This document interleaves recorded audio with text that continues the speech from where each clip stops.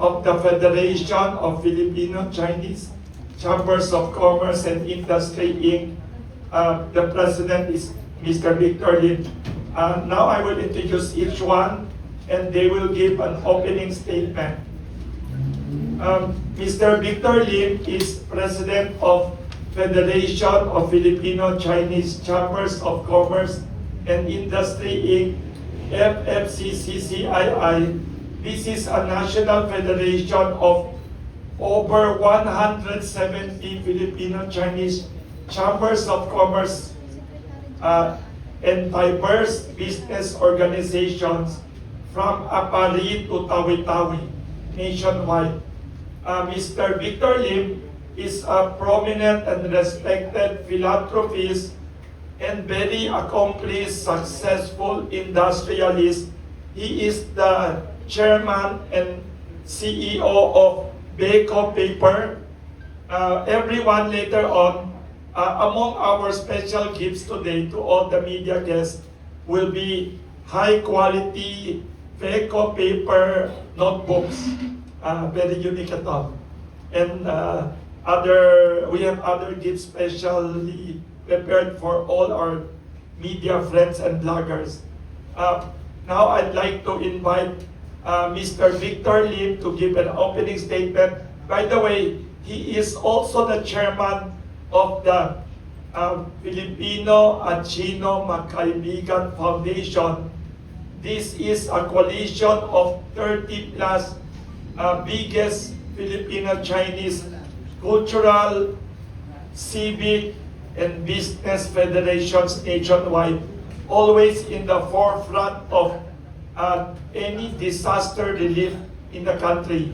Every time there is a typhoon, a big flood disaster, or the last earthquake in General Santos City, Mr. Victor Lim will lead the entire Filipino-Chinese community to mobilize donations and very immediately, quickly send relief and food supplies. Let us welcome Mr. Victor Lim for his opening statement. Thank you very much, our good friend Wilson Flores, also the chairman of the media committee of the Federation. My dear friends and media, colleagues from the Federation and the Unbill Business Club, Mr. William Lim, also a Unbill president, Mr. Regino Chen, our Assistant Secretary of the Federation. Magandang umaga po sa inyong lahat. Maraming salamat sa inyong patuloy ng suporta sa mga programa na patuloy ng cultural pagkakaibigan ng pakunlad ng ating bansa.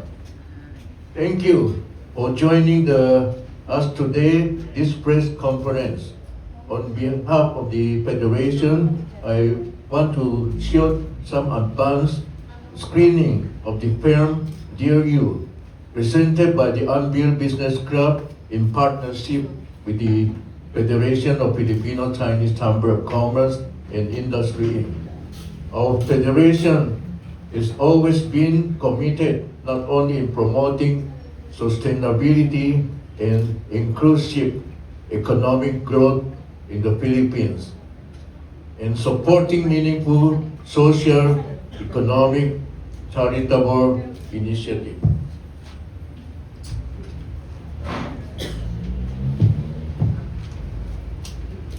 Also to advancing cultural exchange that they foster mutual understanding, strengthen friendship among peoples, and celebrate our shared heritage. One recent example of the commitment of our invitation last month to popular vertical drama, the actress Chang Ying-fei of the hit series of Linda Walker, not Carter, to visit the Philippines. Through her visit, we hope to inspire our youth to value education, perseverance, and hard work in pursuing better future.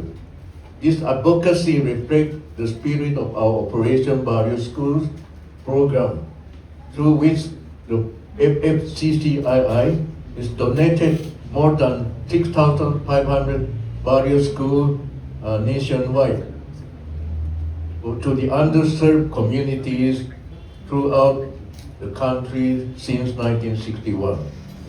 At the same time, Ms. Chang also helped showcase the beauty of Philippines tourism destination. To Chinese audience, further strengthen the friendship between our peoples. We firmly believe that the tourism and cultural exchange help build the bridges and goodwill of mutual respect. Today, we are delighted to continue the mission through the advanced screening of Dear You. This remarkable film has become the major box office success across Asia. It tells a moving, inspiring story of the overseas Chinese experience between Thailand and southern China. A touching narrative of family sacrifice, resilience, and hope. Beyond deepening the cultural understanding and approaching the history of Chinese migration, this film also highlights the timeless importance of the strong family values. We believe its message will resonate deeply with Filipinos as our nation has 1 million, more than millions of overseas Filipino workers serving many parts of the world. We understand the sacrifice and separation and emotional journeys of families striving to build better lives for their loved ones. The movie is primarily in the Teochew language, which share many similarities with the Hokkien language spoken by many members of the Filipino Chinese community. It was accompanied by English subtitles. The FFCCII is proud to support this outstanding film by sponsoring two advanced screening, August 5, 2026, Wednesday, 7 p.m. as SM Mall of Asia IMAX, and on August 8, 2026, Saturday, 6:30 p.m., the SM North EDSA Cinema 3, in cooperation with the Anvil Business Club, one of the more than 170 Filipino Chinese Chamber of the Commerce and Business Organization that promise our federation with members from Apari to Tawi-Tawi. Maraming salamat po sa inyong pag-iisa at suporta. Patuloy na din ang gamitin ang sining kultura at pagkakaibigan bilang mga tulay tungo sa higit na pagkakaisa, kaundarang mabuhay sa inyong lahat. Thank you. Thank you very much, President Victor Lim, FFCCCII President. Don't forget, please be ready with your questions. We will discuss about art, culture, and the philanthropy of FFCCCII. Also, please register if you want to join the advanced screening. We will provide special seats and tickets for you. Yeah, free. But you have to register, ha? You have to register. 2 dates yan, ha? In-announce ni President. Yes, August 5 sa IMAX, sa SM MOA. August 8 sa SM North EDSA. Next, we'd like to invite to give an opening statement is a young business leader, also philanthropist, a newly elected president of Anvil Business Club, who will be inducted next week by the president and other dignitaries. Mr. William Lim Jr. for his opening statement. Good morning, everyone. On behalf of the Anvil Business Club, I warmly welcome our friends from the media, our partners from the Federation of Filipino Chinese Chambers of Commerce and Industries, Inc., FFCCCII, and all our distinguished guests. Thank you especially to FFCCCII President Victor Lim and the Federation for supporting this very meaningful project. At Anvil Business Club, we believe that entrepreneurship is not only about building a successful business. It is also about building our character and preserving our cultural heritage, strengthening our family values, and especially giving back to society. This is why we are more than proud to present the advanced screening of Dear You. It is a heartwarming Asian box office hit that beautifully tells the story of Chinese immigrants, their sacrifices, resilience, and enduring love for family across generations. Beyond its compelling story, the film reminds us to honor the courage of our immigrant forebearers, whose hard work and perseverance helped enrich the Philippines and contributed to nation building. Its message is especially meaningful to Filipinos. Like the families in this film, millions of overseas Filipino workers make sacrifices every day in pursuit of a better future for their loved ones. Their stories of love, hope, and resilience are universal. We hope that this inspiring movie will deepen cultural understanding, strengthen appreciation for our shared heritage, and remind us that family, compassion, and perseverance remain values that unite us all. Maraming salamat po, and we hope you enjoy the movie Dear You. Thank you very much. That is William Lim Jr., newly elected president, Anvil Business Club.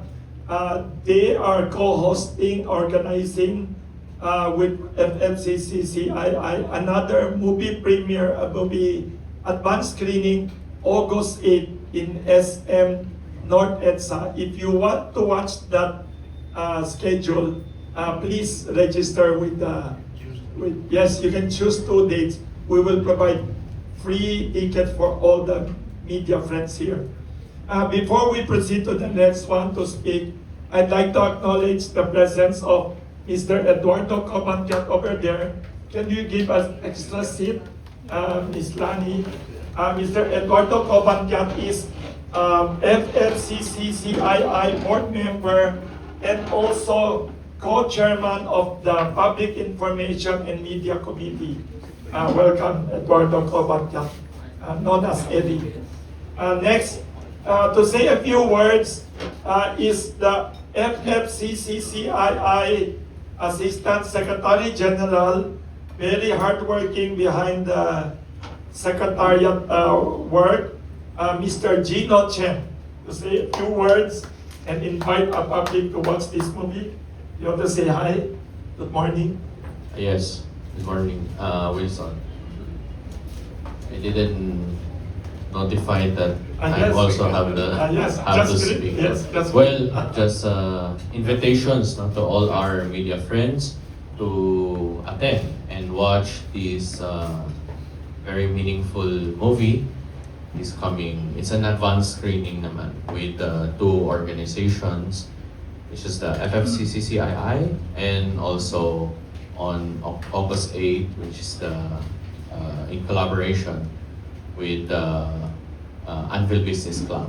So it's really a nice movie, and it was, as I believe you all know, that this is being hit with some other Southeast Asian country, and it really represents the culture of during that time when the Chinese immigrant migrated to Southeast Asian countries.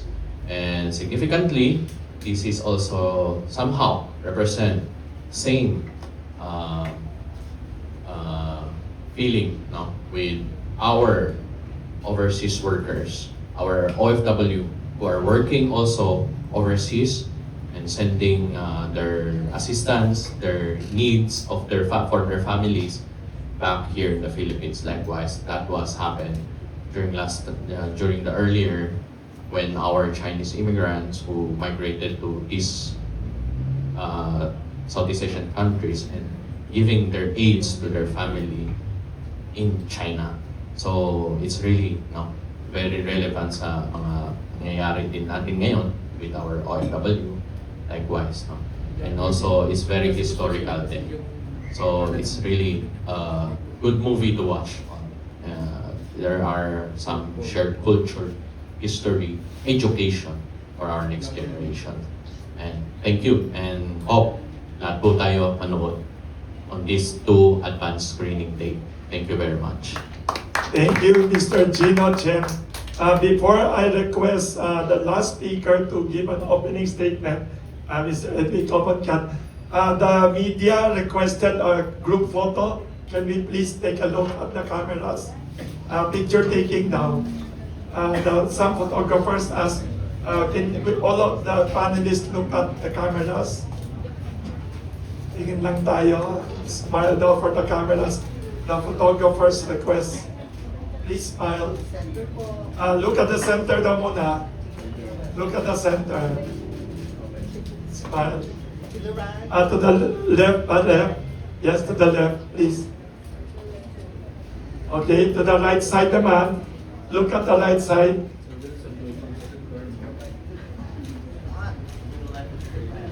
Thank you very much. Thank you. Next, the person we will introduce for an opening statement, Mr. Eduardo Cobancat is a very humble and low-key person. In fact, he does not want to sit here in the panel table, but we force him to sit here. He is one of the most humble officers of FFCCCII under the leadership of President Victor Lim, another very humble leader. He was Mr. Victor Lim, we should all thank for the Linda Walker project 2 months ago. He was the one who approved and instructed us to invite this young actress to inspire the Filipino youth to study harder and not lose hope in the future through education. And one of the hardest working officers behind that Linda Walker project, who is always behind the scene hiding, but always working, not sleeping, is Mr. Eddie Cobancat, our FFCCCII board member, also co-chairman of the Public Information and Media Committee. Can you invite the public? Welcome, Eddie Cobancat. I welcome our media friends. Yeah, what I want to say have already been said by our distinguished guests here. So I just want you to remember the 2 dates, August 5 and August 8. Yeah, just choose which date is more convenient to you. So I think this project is very good because it's a good cultural exchange between Chinese and Filipino people. So I think the understanding, after watching the movie, you would understand how the Chinoy, our forefather, succeeded here. Thank you. Thank you very much again, Mr. Eddie Cobancat. We'd like to request, pwede na i-distribute yung speech ni Mr. Victor Lim so everybody can have a copy with the details. Don't forget, we'll open the floor now to questions, but do not forget, please, all the people here, the journalists, the bloggers, our media friends, welcome kayo to advanced screening hosted by FFCCCII and Anvil Business Club, August 5, that's 6:30 p.m. and promptly will start at 7 at SM Mall of Asia, IMAX, very big theater. And the second one is Anvil Business Club will co-host with FFCCCII, August 8 also, nighttime, 7 p.m., SM North EDSA. Any questions you'd like to ask? Yes, we'd like to acknowledge the presence of Professor Nestor Cuartero. He is not only a veteran editor, columnist of Manila Bulletin, Tempo, also He teaches journalism at University of Santo Tomas. So many of our top journalists are actually his students, although he looks young. Including you. Yes. Anyway, Yes. sir, there are so many well done. Sorry, I forgot to ask, to mention President Victor Lim. We should congratulate him. He was appointed by the government, the president, to be board member of the MTRCB. Very good. That is motion picture television review board. Hindi censors ha. Sabi niya wala na daw censorship ngayon. We're not doing and classifying Yes. responsableng Yes, panonood. and he whispered to me, and also Mr. Neto Carter whispered to me, if Mr. Victor Lim will decide to do a movie in the future, you will have a friend in the MTRCB. Yes, why don't you Yes. make a movie soon? Anyway, sir, Yes. there are so many or hundreds of well-made films in China. Why Yes. did you in particular choose Dear You? By the way, I have seen at the office. He I saw, approved. He I saw approved. the trailer Yes. of Dear You, and it immediately struck a connection. I wanted to see that film. I was volunteering to sit in the committee that will review the film. Yes. But why did you choose this film? Actually, Professor Nestor, congratulations also for your being promoted as the... Salamat po.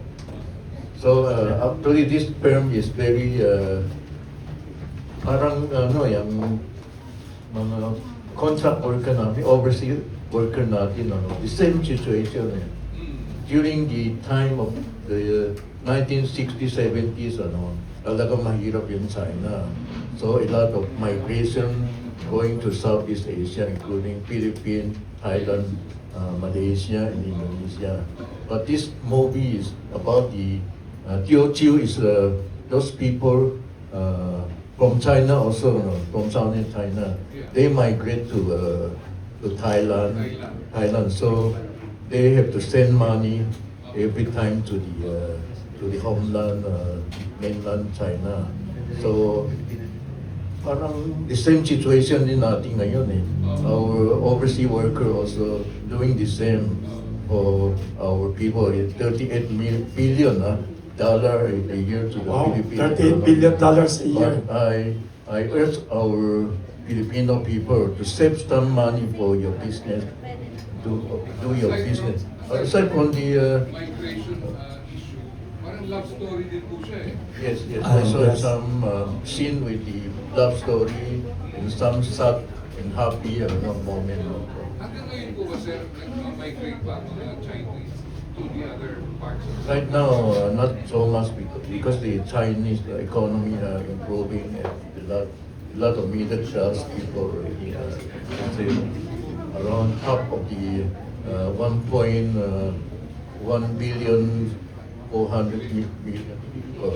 They improved to the middle class already. So it's good already. Thank you. Thank you, sir. Thank you. That's Professor Nestor Cuartero, also award-winning poet. Congratulations. Yes. Yes, Mr. William Lim Jr. would like to add, President of Anvil Business Club. I'd like to add lang, no? Kasi from our perspective naman as young Filipino-Chinese businessmen, we heard all of these stories before from our parang our grandparents or our great-grandparents who are the actual ones who migrated from China. So, personally, I'm a third generation Filipino-Chinese already here. I was born and raised here. I studied and everything here. But my grandfather on the father's side, sila yung mga who really came from China. So I think this movie is also very relevant to us because it tells us that story in a very cinematic way, in a very beautiful way, a poignant way, no? Na parang instead of just the stories that were passed down to us, we're able to see it visually. So it represents kasi an entire generation of Chinese immigrants at that time who used to send money overseas through a letter that they call Xiaopi. That they write their notes there, they write their love letters for their families, and in the envelope they put the money in there. So in the olden times, kasi wala pa tayong telegraphic transfer or remittances abroad, this is how they do it before. So it's a very beautiful way of the olden times na parang they handwrite letters pa. Now kasi di ba parang it's instant, you can send money within seconds abroad. But this one shows us a different part of history where everything used to be a little more difficult and everything used to be with more, you used to make letters with more, how do I say, like sincerity, or take more time to actually craft these letters. So it's a very beautiful mirror to our society today. That's why this movie was chosen also. Tell us more about, I think it won some awards. We heard that it won some award. We're not yet so about the it won awards now. And tama si President Victor Lim and Mr. William Lim Jr. It is not on tama din si Mr. Professor Nestor. It's not only touching immigrant story, you also have love story, you have family drama, family values. And that one reason they like the idea, we have now millions of overseas Filipino workers with similar stories all over the world. At thank you sa kay President Victor Lim, sabi niya, $38 billion a year remitted by OFWs. That's why si Mr. Victor Lim said thank you to the OFWs, or else our economy will be in trouble. Don't forget to those who just arrived, our speakers here, President Victor Lim, President William Lim Jr., inviting all of you to advance screening of the Dear You movie, August 5, nighttime, 6:30 p.m. And there will be cocktails 5:30. FFCC CII will host cocktails, dinner. Then 7 o'clock sharp, Samoa, opening of the movie. Then August 8, Anvil Business Club with FFCC CII, SM North EDSA in Quezon City. Also 7 p.m. start of the advanced screening. Sa SMA cocktails din. We will ask, yes, we will arrange. We'll arrange. Promise naman ni Eddie Cobancat. Nag-spot si Eddie. Si Eddie taga-arrange ng magic. Tumutulong sa media committee. Pag sinabi ni President instruction. Yes, good idea, Mr. Cortero. Any questions you'd like to ask? Please feel free to ask any questions. By the way, to the latecomers, si President Victor Lim was the one who pushed also the inspiring Linda Walker project. Siya yung nagdala ng Linda Walker. That's why we thank President Victor Lim for kindness and inspiring the Filipino youth. Alam mo, isang congresswoman from Zamboanga that week told me na a state college in Zamboanga City during that opening week of school, nakalagay sa mga streamer and in their online website, welcome back to school and study like Linda Walker to have a better future. Sabi yan ni Congresswoman Tai of Zamboanga City. I remember.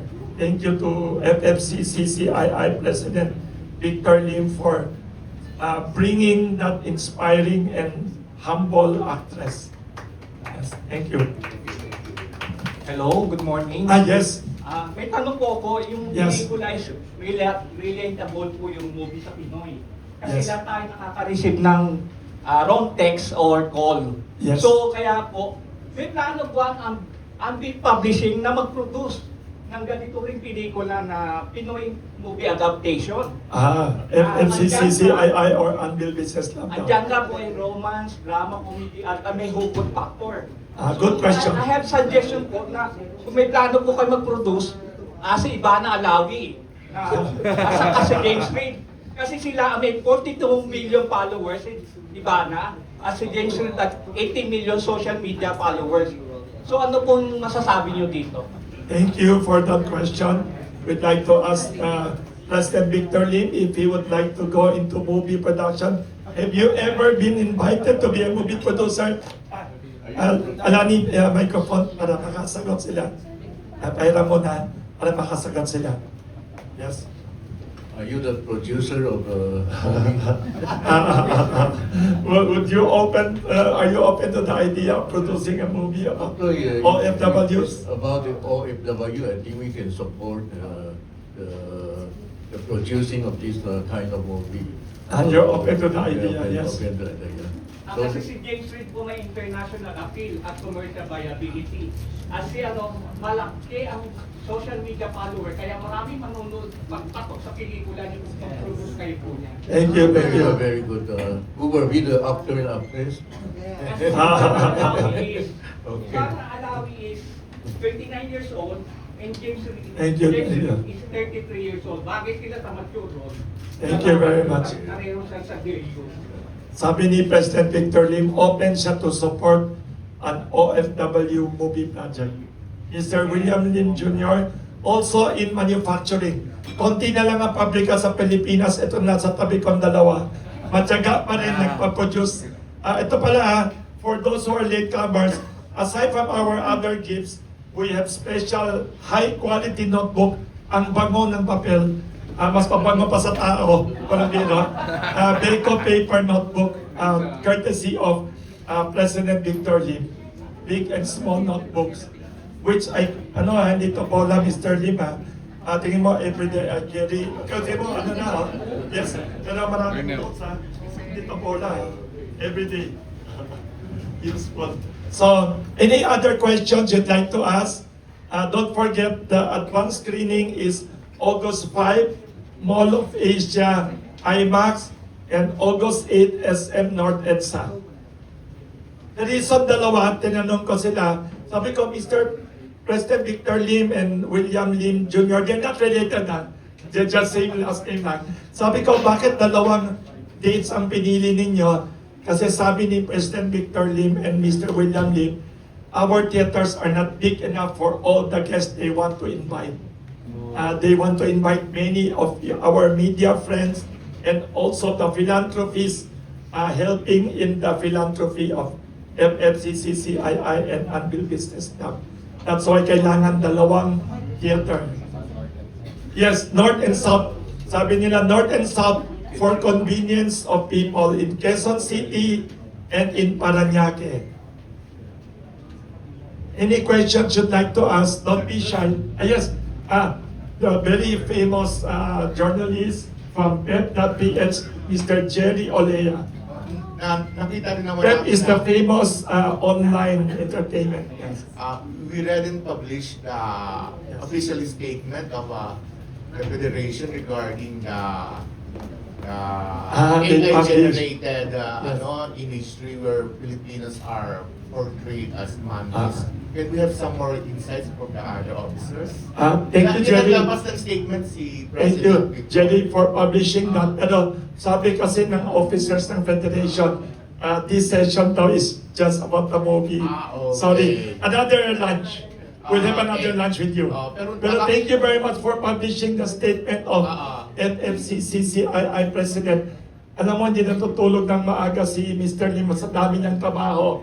Tinawagan pa ang media committee to quickly send out the statement na ginawa niya. Kaya yun lang muna, we'll focus now on the movie today. We'll have another lunch. Thank you, Jerry. Kumbaga, Yes. grupo rin na parang Chinoy, di ba? Yes. Chinese by Born blood, here, yes. o Filipino by heart. Yes, And yes. parang ito nga, this movie, Yes. parang tamang-tama na Yes. mas ma-bridge. Kumbaga kaysa Yes. magkaroon ng away, mas Thank you very ma- much. Agree. Your comment, thank you. Your comment about this movie helping bridge cultural exchanges, understanding. Thank you, Jerry. They helped publish that. Actually, this movie really were inspired a lot of Filipino people to work hard to earn money and then invest on the business to make our country economy moving up Actually, right now, our economy are being affected by these oil prices Yes. going too high. So yes. this Middle East war really affecting our people.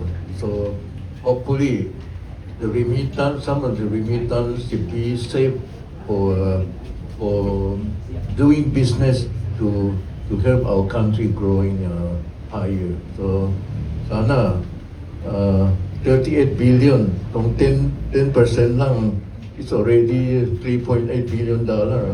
How much peso siya, di ba?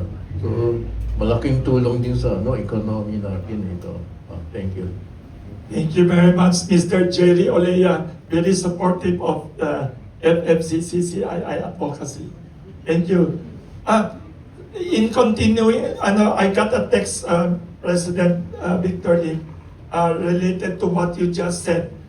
Can you comment a little bit about how people could survive this global crisis? The Iran war, high prices of oil in the world. Any tips to ordinary people, to the business people, to the public during these hard times? Actually, this hard time really affecting even our company and most of the industry are being affected by this inflation because of the Middle East war and the high prices of our fuel and electricity. Electricity is the highest in Asia. Other country only one half of our price of electricity, but all our Filipino people are very resilient. So everybody suffering, but everybody did not complain anything about this kind of crisis. So sana talagang mabait mga Pilipino. So we have to continue positive thinking. So sana improve in the after this kind of Middle East war. Sana we have to work harder also. And this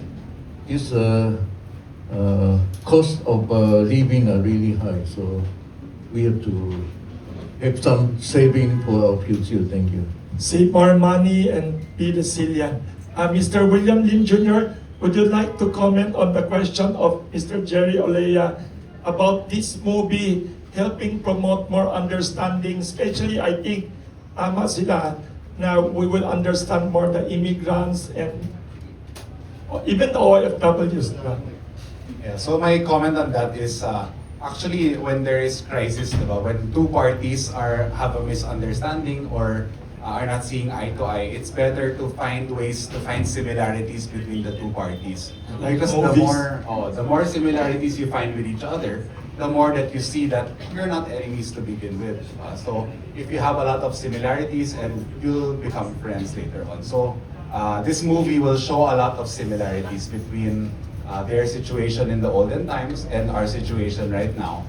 So hopefully this will help bridge the gap and show both sides in a much more wonderful light and repair or continue to have this good relationship with one another. Thank you.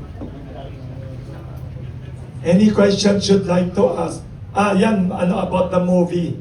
The importer of the movie brought that. Yes. Any other questions? Yes. Hi po, magandang umaga po. Please state your name. Yes, my name is Adrian po of Magana. Yes. Alright, my question is, you mentioned that the film promotes family values, resilience, and hope. What message do you think will resonate most Filipino audiences, especially the OFW families? Actually, our OFW really the hero of our country. They send up 38 billion dollars. It's not a simple thing. So we encourage those people have to study. The children have to study well and be a, let's say, study in science and technology. I think this is a very important factor to to help our people to grow on the AI right now. This is AI, so we need a lot of science students to promote helping our country enter into the AI business.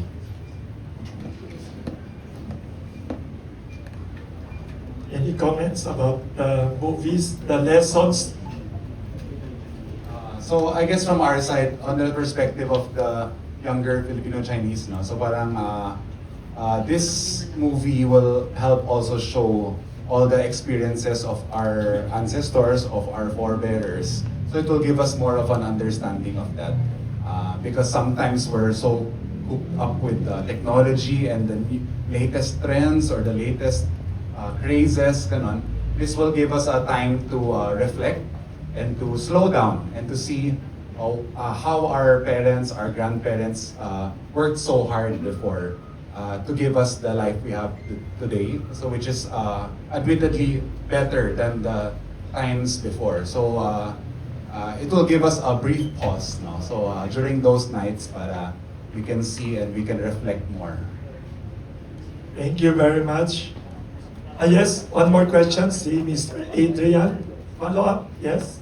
Welcome. Aba. And we all know po that the FFCCCII has long championed cultural exchange. So why did you choose to support the advanced screening of Dear You as part of this mission?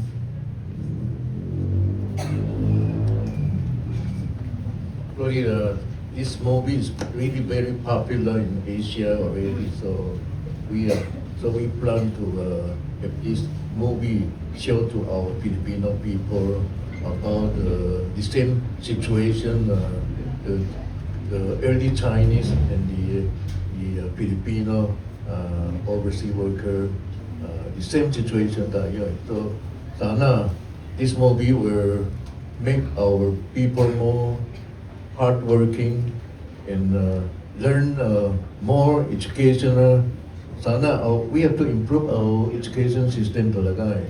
Madaming student not put in the IQ, EQ, so we have to improve them to be competitive with the world. So our Filipino really very intelligent. Sana we have to make them doing better to be competitive with the world. Thank you very much for those questions. Any other questions you'd like to ask? Let's just, si Mr. Bobby Lacentina. Young looking and a veteran editor and very good journalist. Yes. Magandang umaga po, Robert Lacentina from News Central and Pop News Yes. Digital.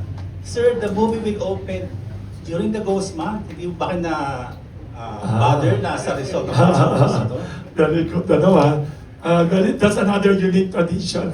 Very good si Bobby. Mr. Robert Lacentina. Actually, Gosman doesn't matter anymore. Actually, we are Filipino. I was born here in the Philippines.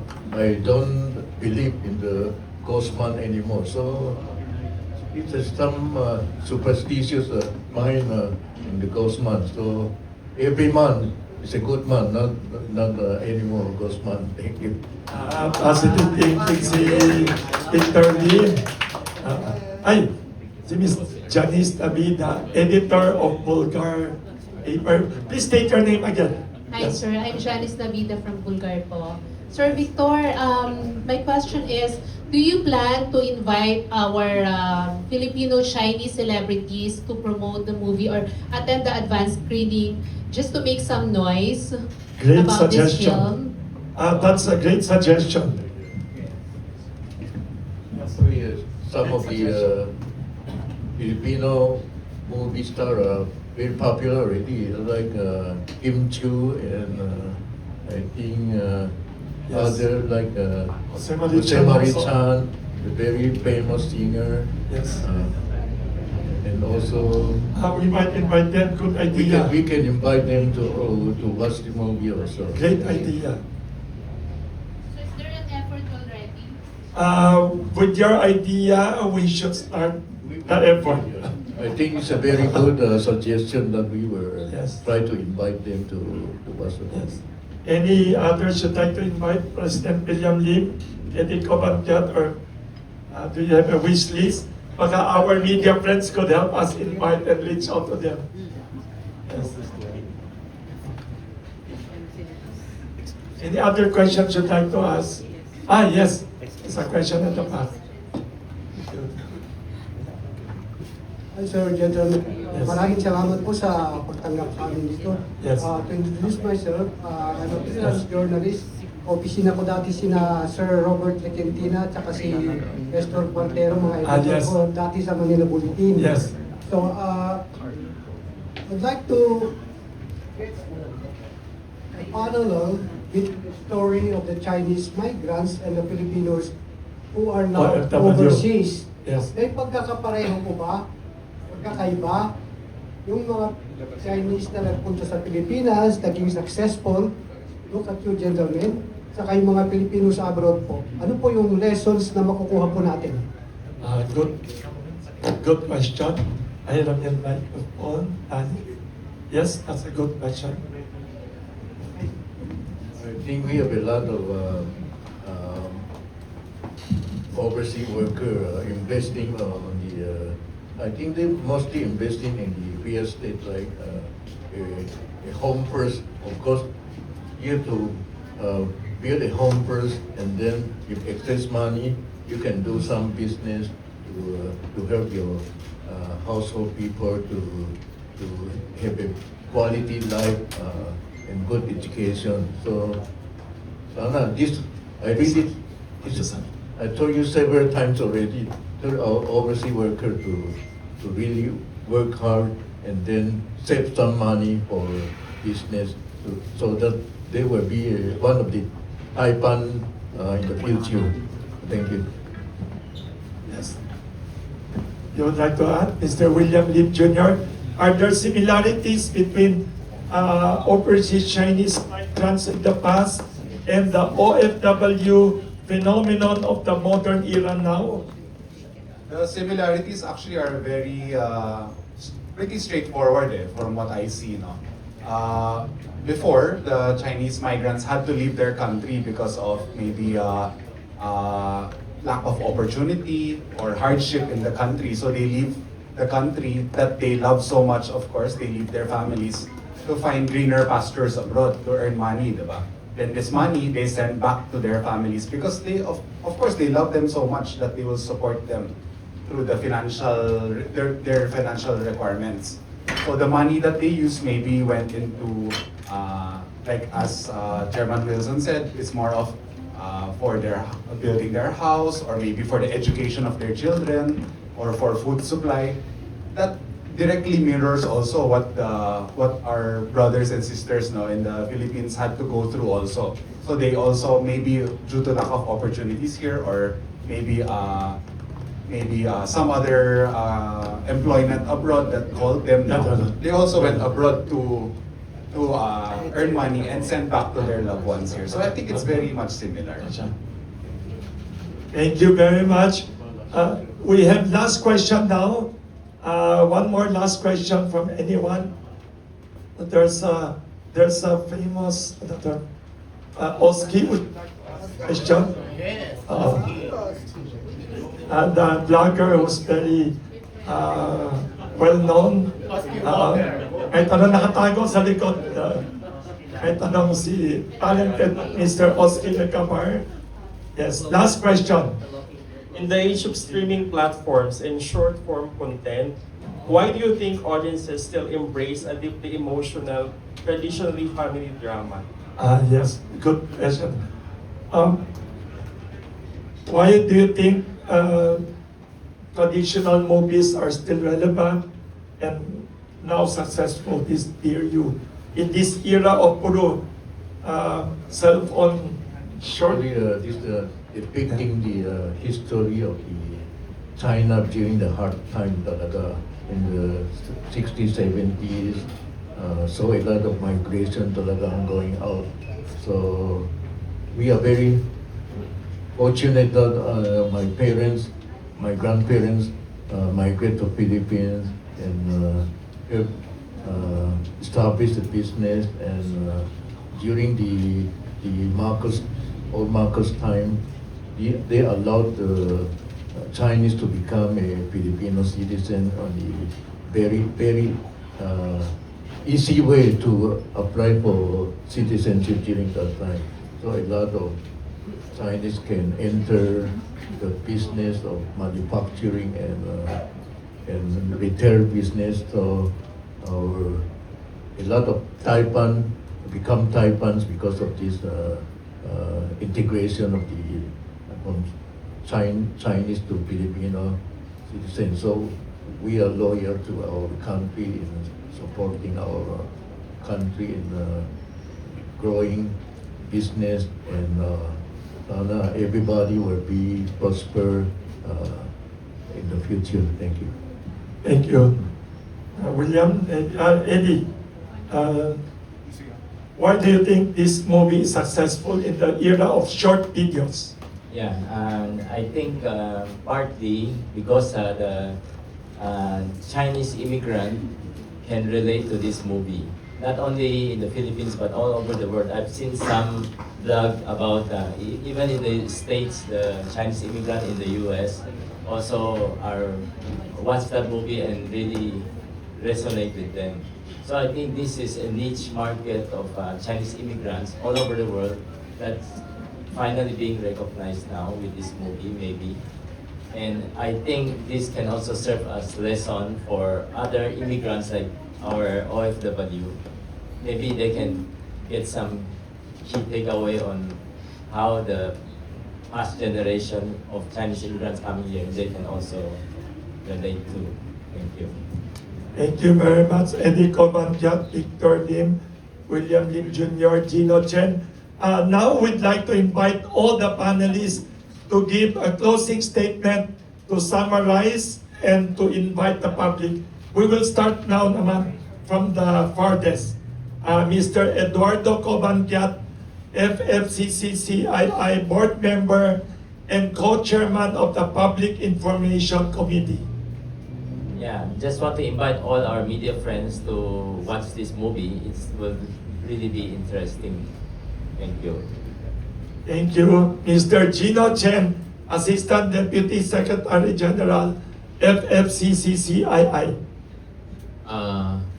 We're cordially inviting all our media friends and all the audience, of course, the public, for this upcoming Dear You movie that will be advanced screening on August 5 and August 8, and finally will be showing in all cinema theaters starting August 12. And it's really a very educational, historical, and cultural movie to be watched. Yun po. Thank you. Thank you very much, Mr. Gino Chen. Next, the newly elected Anvil Business Club President, William Lim Jr. So we'd like to invite definitely all our media friends and all our friends who will be watching this, our audiences. So earlier in the question of short form content versus long form content, I think in an era of short form content where we're always just quickly looking at things, it's also beautiful to take some time to witness the entire journey of a full feature film movie, where we will be able to relate more to the characters, to really delve into the story, and to really see all the hardships, the triumphs, everything that they went through, the ups and downs, of an entire movie. So we invite all of our viewers to come to the two screenings on August 5 and August 8. Whether you're in the north or you're in the south, there will be a cinema near you. And even after, to consume the content after and share it to all your friends and family. Thank you. Thank you, William Lim Jr. Last but not the least, FFCCII President, and also possible future movie producer daw. Sabi nila, Mr. Victor Lim. Actually, I want to thank every media people attended this meeting today. So it's a very successful meeting today. So we welcome you to view this Dear You movie on August 5. August 5 is in IMAX Asia. And then August 8 at the North Edsa Cinema.